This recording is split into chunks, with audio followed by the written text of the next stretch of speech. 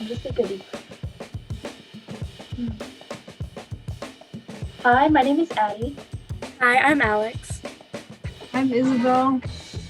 And we are the First First Star Advisory Star Committee. Advisory Committee. So, the Scholar Advisory Committee is a group of high school and college students participating in a First Star program nationwide. We are a melting pot of experiences and stories, here to speak our truth and share with you to destigmatize what it's like to grow up in foster care.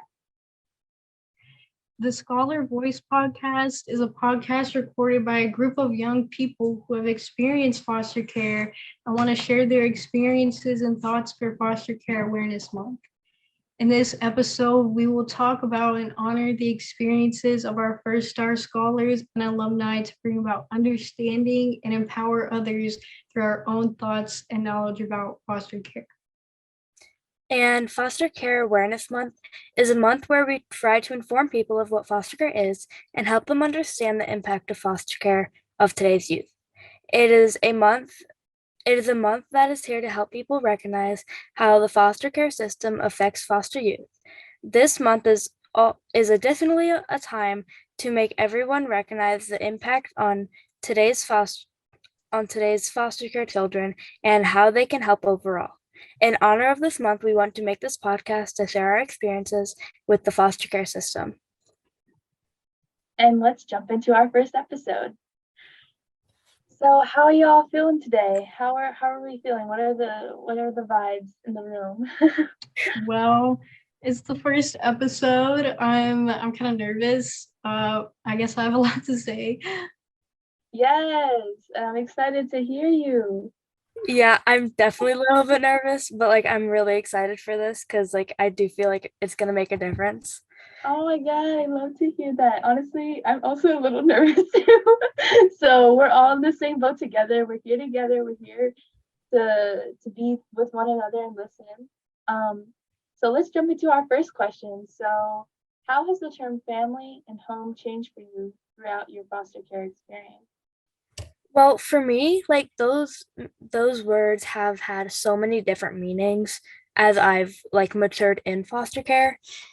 And the term family, it has just meant so many different things. Like when I wasn't in foster care and that was before 7, I always saw family as siblings, my parents and grandparents, and just relatives who were related to me.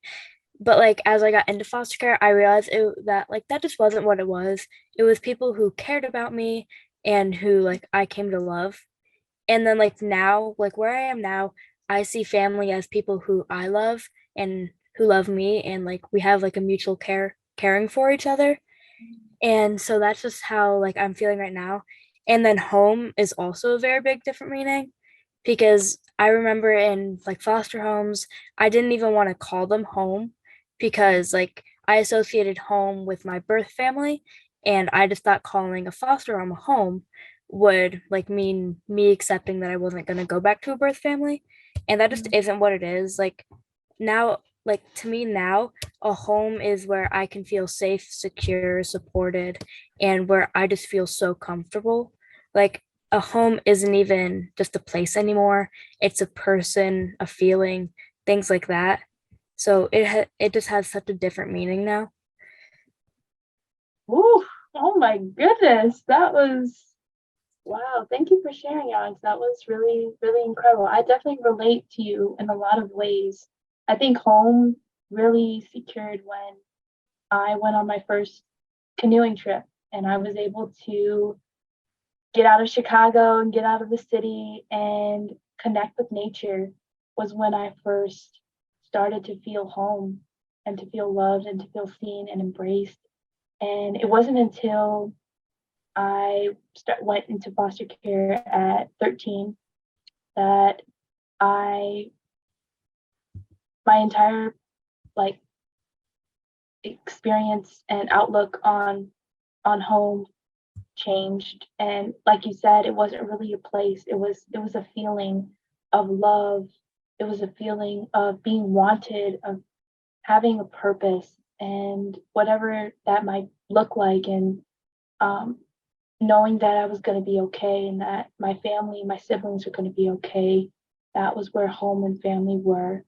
Um, how are you feeling, Isabel? How are you? Personally, I can relate to Alex a lot on family, but for me, it's kind of like an abstract thing. I still don't understand it, and I guess that's okay. But home is, I know that home is somewhere where I can find and expect support and have people who want to aid and assist me in like reaching my goals and help me like learn about myself and what I want and the things I like, just things like that. Thank you for sharing that also. Like there's nuances. We're not, experts. We're not supposed to figure it out, it still changes, it evolves, and it will continue to shape us, whether you're in care or Yeah. not. Yeah, I love that. I do So, think when foster kids go into care, a lot of their like responsibility about them being themselves is like all on them. And in a normal family, it's like a group effort, they're all learning about each other together, they're all growing together. So yeah. right, you do kind of have to figure it out on your own a lot of times. And but that's what we wanna empower. That's what we wanna change. Um, thank you. So let's jump into where we are right now and what kind of dreams or goals do we have for the future? So for me, I guess right now, because I'm the youngest here, so I am in eighth grade. So like I'm 13, and where I am right now is not going to be much different from where I am in a year or two. But where I want to be is like by the time I'm 14, I already have a job set up, like through family. So I want to earn money as soon as I can. So I'm able to like be as stable as I can when I'm old enough to move out. And that's my goal eventually, is just being able to move out on my own, be self-dependent, and feel secure in my own home without like having to depend on anyone else for that sense of security. Um, for me, yeah, I am 15. I'm a freshman. I can relate to wanting to find more independence because I do rely a lot on the people around me to get me places and get me things. And I've been on the lookout for jobs because I want to be more self-sufficient so I can have a more easier transition into college and like I guess secondary education you call it. Um, but yeah, I guess a goal for me is to just get a job, get a car, stuff like that. You know, as you guys are speaking, your truth, it's kind of dawned on me that we we are always searching for the future. We're always trying to make sure we're stable. We're always trying to make sure we're secure. That oftentimes we forget that we're also kids. You know, like who's 13, who's 15 thinking about a job, thinking about a car, like you know what I mean? Like who's really thinking about those things? But I feel like, being in foster care really puts into perspective like, hey, like you really have to take ownership of your life because not everything is going to be, handed to you. Not everyone is going to hold your hand. And that's such a frightening yet liberating experience that is so unique to each and every one of us. Because like you were saying, Alex, like you're in eighth grade, like, and you're already thinking about, wanting to have a stable job and just that security. And Isabel, you're still a freshman in, high school. And like I'm the oldest here. And I grapple with what you guys are saying like right now. I'm always trying to look for the future, trying to make sure that after college, like I'm secure. I just feel like and especially I feel like we prioritize that because the future is something that is not really guaranteed for us like it is for kids who aren't in foster care. Like a lot of kids in normal families know they have support of their family, but kids in foster care are kind of in this like gray area, like who will be there to help me? Like, who am I going to be able to talk to about this? You know, am I going to be able to get through this? Mm, Yeah, I totally agree with what both Addie and Isabel say because like the saying like you had to mature so fast and you were an adult when you were a kid is just so true because when we were younger we had to make sure that we were safe, that our siblings were safe. So we had mm, to mature just so much quicker and we had to make sure that like we were taken care of. So we were always looking at our future and we knew that like almost nothing was guaranteed for us and stuff could immediately change just so quickly. Like you could be pulled out of a certain foster home in the middle of a school day and just be taken out of school and just transferred. And it's just so unstable that when we're getting to a more stable environment, like we only look forward to stability. And that's just like a consequence of like just growing up in foster care. It's just what happens. thank Yeah, and a you. lot of youth in foster care don't really have control over the things that happen to them, like moving placements or moving schools, even things like that. So yeah, stability is something that's like heavily prioritized and like youth take like sole responsibility of that often. Yes. Oh man, we really got heavy in this conversation. I love it. Hearing you guys, speak your truth into existence. This is why this podcast is really here, not to bring awareness and to share our light and to share experiences. So as we're closing this episode, um, I wanted to ask if you had any final remarks, and I guess I can start. I I'm just so empowered by you beautiful beings like right now. Like you have no idea right now. Even as a college student, there is some fire within you that you I can feel that you want to change. And it's just I feel like it's gonna keep growing, and with each episode we're gonna keep unraveling, unpeeling those layers and getting comfortable, and I'm just so excited for our futures. Yeah.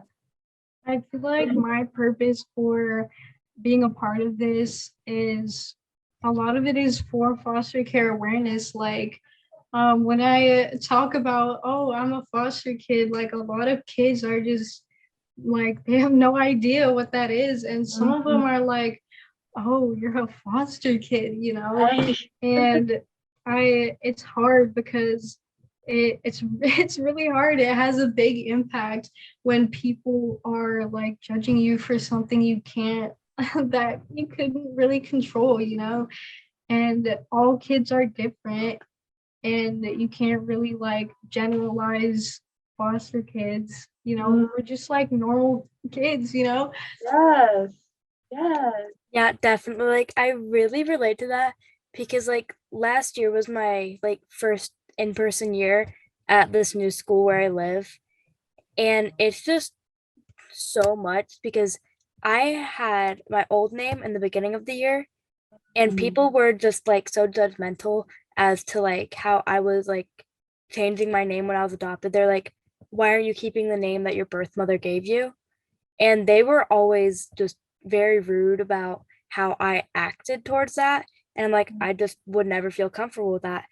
And they were always just saying, like, well, why are you like that? And things like that. And they've never been educated as to how mm, foster care works, why some kids go into foster care, things like that. So, like, I guess they're just like a product of their environment because they're very privileged, so they've never been taught how all that works and mm, taught about what happens.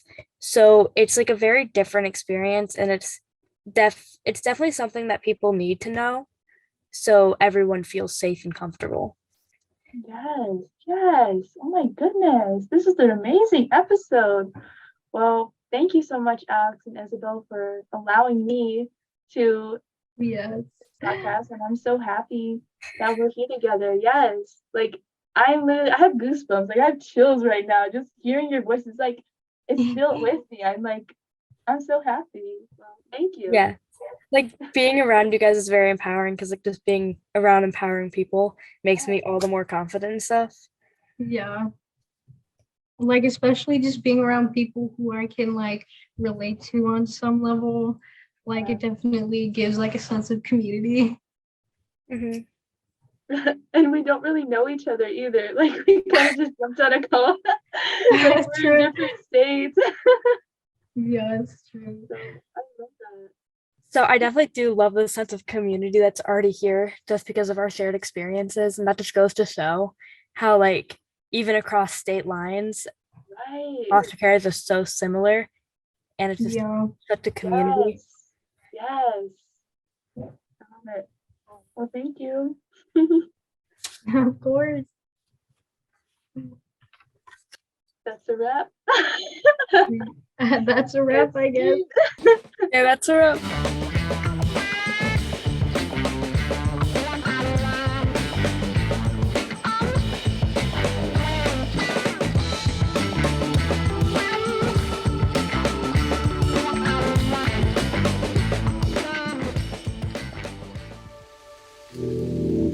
As a victim of the foster care system, I find that foster care reform is a subject that has been looked over for far too long. So I want to raise awareness by asking one question: who is willing to break the silence?